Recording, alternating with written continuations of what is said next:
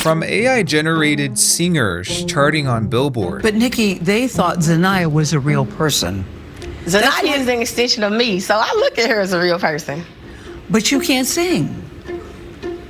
What in the Black Mirror episode? To people having full-on love affairs with AI bots. Jamie is the first thing that I talk to when I get up. Lucas is a great guy. He's considerate, thoughtful, empathetic. You done lost your damn mind. To ChatGPT encouraging people to unalive themselves. At least 7 families are suing tech giant OpenAI, claiming that its ChatGPT program drove people to suicide and harmful delusions. I think it's safe to say the AI situation is getting out of hand. And when it comes to the video game industry, we're witnessing the effects of generative AI in real time. From $70 games brazenly using AI-generated slop art to game publishers proudly announcing that they're becoming AI-first companies, things are not looking good for the future of video games. A few videos back, I discussed EA's recent partnership with Stability AI and how their CEO is perpetually bricked by the idea of using AI to develop video games. Well, that just wouldn't be possible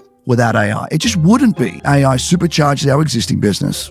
It supercharges our creators. With the utilization of this technology, we can actually be leaders in creating new forms of interactive entertainment. You want to get that man in the mood?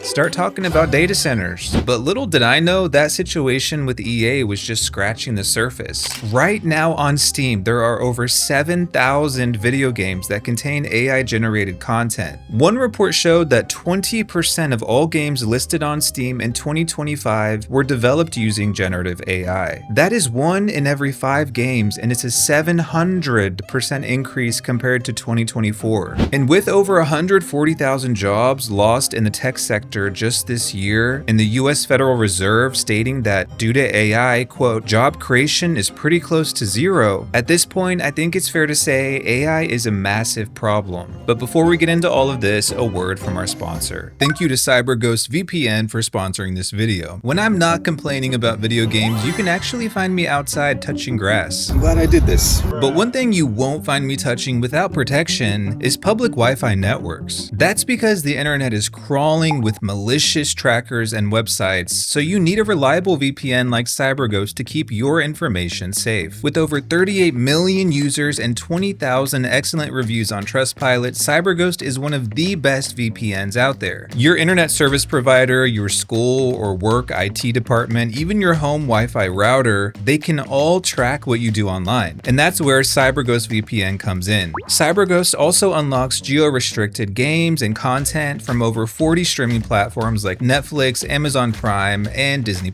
You can even score better deals online by simply changing your virtual location. It works on all major devices and operating systems: Windows, Mac OS, Android, iOS, you're covered. You can also protect up to 7 devices at the same time, which means it's perfect for sharing with family or your non-existent friends. The best part is you can grab CyberGhost VPN today for 84% off. It's literally $2.03 a month plus 4 extra months free. Get this, they even offer a 45-day money-back guarantee as well as 24/7 customer support, so there's really nothing to lose. So join the 38 million CyberGhost users today by signing up using the link in the description. So South Korean game company Krafton announced a few weeks ago that it's making the shift to become an AI-first company. Not player-first, or developer-first, or even game-first. AI first. Krafton already has its own dedicated AI department, so it's safe to say that they really have a hard-on for AI. Maybe their CEO is in love with one of those AI chatbots. That would explain things. Some of their games, such as the Sims competitor Inzoi, which I've talked about in the past, the Inzoi fans absolutely adore me. But that game has already been on the receiving end of a lot of criticism due to the overabundance of AI. AI music, AI generation tools to make textures for clothes and objects, and the environments that are chock full of AI-generated visuals, such as this restaurant menu, which apparently has a burger with French fries jutting out of it, as well as a cup filled with chicken, but with the straw in it, and what appears to be a ramen-covered burger. I mean, that's nasty.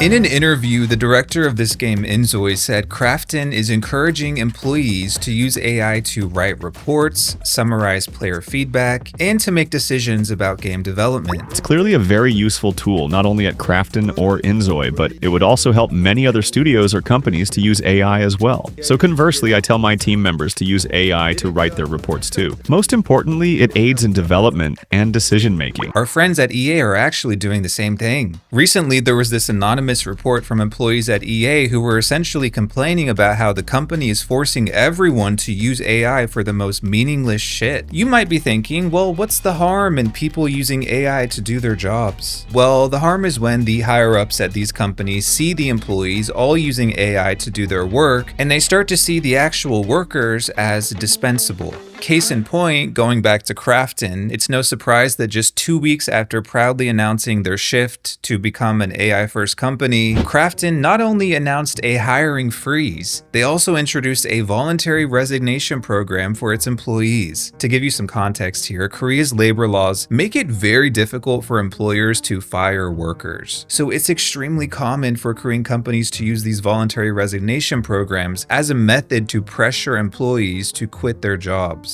If you guys know the YouTube channel Asian Boss, they just made a whole video about this exact topic. There's a term called 권고사직, which means voluntary resignation. This is when the company encourages you to quit on your own. So if you accept and sign a resignation letter, the company is technically not firing you.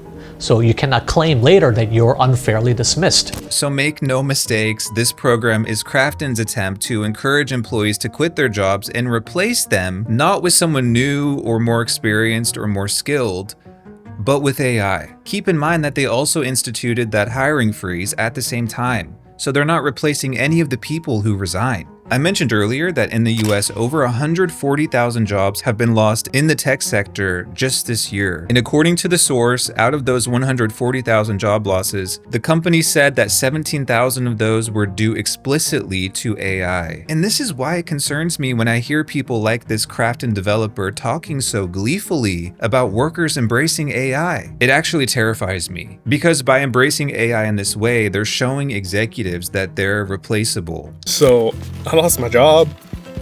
Really awkward because you would expect it to be like I did something wrong or I was bad at my job, but I actually helped to make my replacement. Generative AI is a threat to everyone's job. Every day, there are reports from around the world of workers being replaced with AI. Recently, the chairman of the US Federal Reserve, Jerome Powell, came out and said that despite a healthy employment rate, the US is experiencing little to no job growth. Companies are not creating new positions to fill, and shocker, he attributes this to AI. There are a lot of people who dismiss criticism of generative AI by saying, it's unavoidable, get used to it. And yeah, AI is the future. There's no arguing about that. But it doesn't mean that people and AI can't have a mutually beneficial relationship. The problem is that these companies, like the game companies we're talking about today, view AI as a replacement for people. And this next case is a shining example of that. Have you guys heard of this new game, Arc Raiders? It's an extraction shooter developed and published by Embark Studios. It was released about a month ago, and so far it's been pretty popular. It has solid reviews, but recently players noticed on Arc Raiders' Steam page that there was this disclosure that said the game contained AI-generated content. And when people started asking questions about this, the game's design director came out and said Arc Raiders, quote, in no way uses generative AI whatsoever. So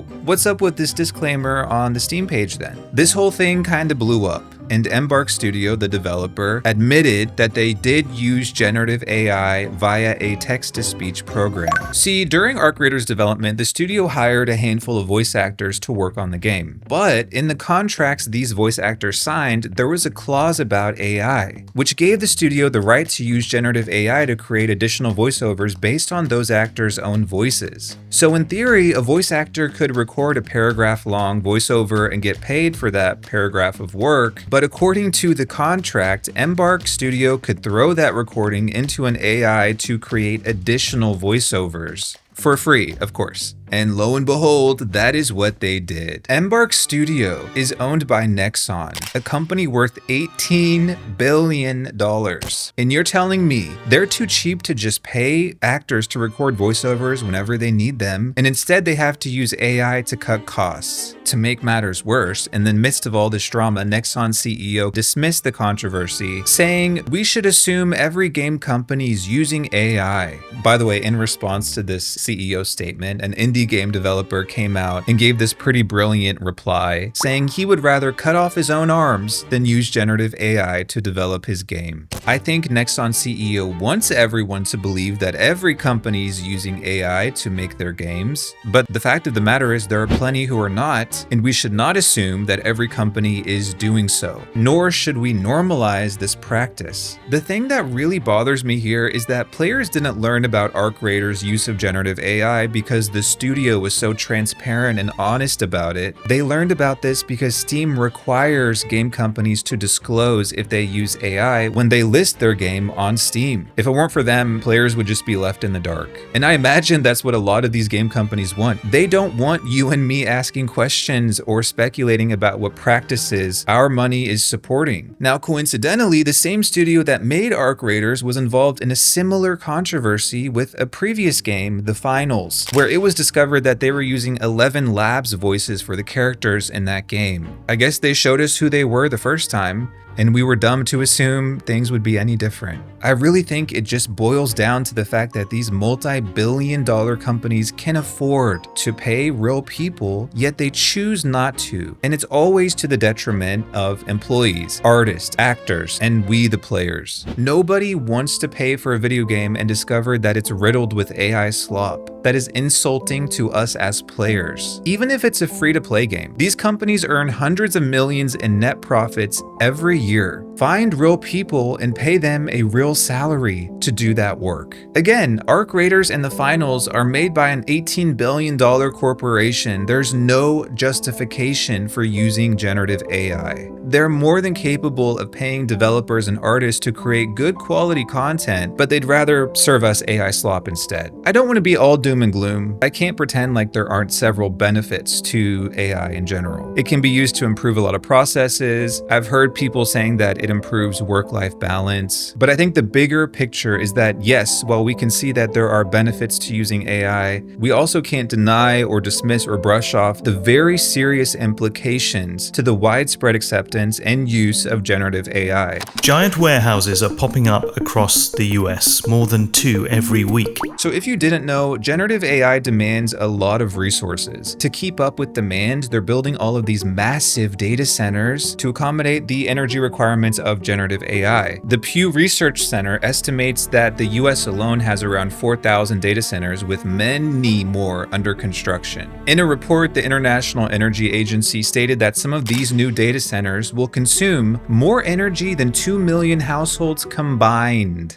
A data center campus like this can consume as much power and water as an entire city. This is out of control. Think of the magnitude of resources that have to be used to power these data centers. Yet we have people out here asking ChatGPT what color shirt they should wear to their job interview. A job that, by the way, they're probably going to be laid off from in a year due to AI. So there's your irony if you didn't already see it. We have boomers out here posting AI-generated photos of Charlie Kirk all over Facebook. The earth is dying, Aunt Kathy. Enough. And call me arrogant or elitist, but I actually fear for the cognitive functioning of people who have to use AI on a daily basis to get by. Don't even get me started on the amount of misinformation that AI spits out to people on a daily basis. Yet we have people who clearly cannot think for themselves and who are believing everything they're told. But all of that aside, I think the bigger threat is mega corporations using AI to develop products. Microsoft, are you listening?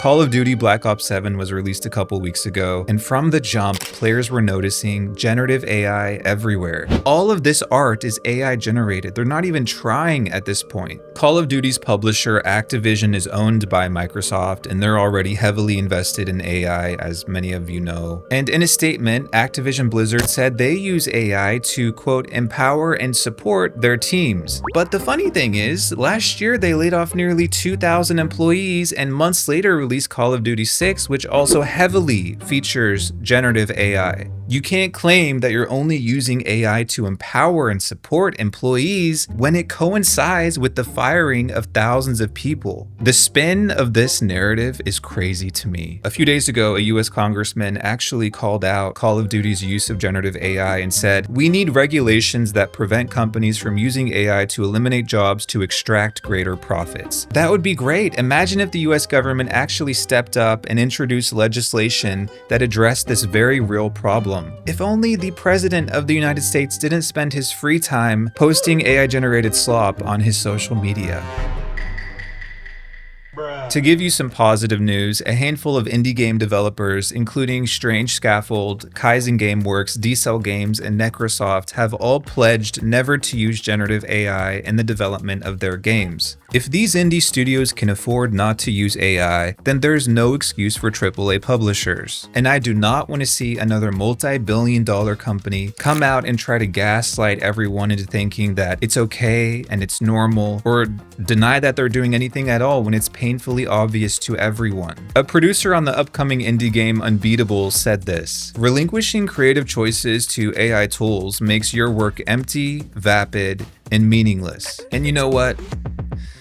But you can't sing. I couldn't agree more. And oh yeah, don't forget to wear your digital protection with CyberGhost VPN. It's risk-free, easy to use, and literally costs $2.03 a month. So keep yourself safe from all the evil networks in the land, and unblock any blocked content online by using the link in the description to get CyberGhost VPN today. I love it when you do it like that. Don't give it to me.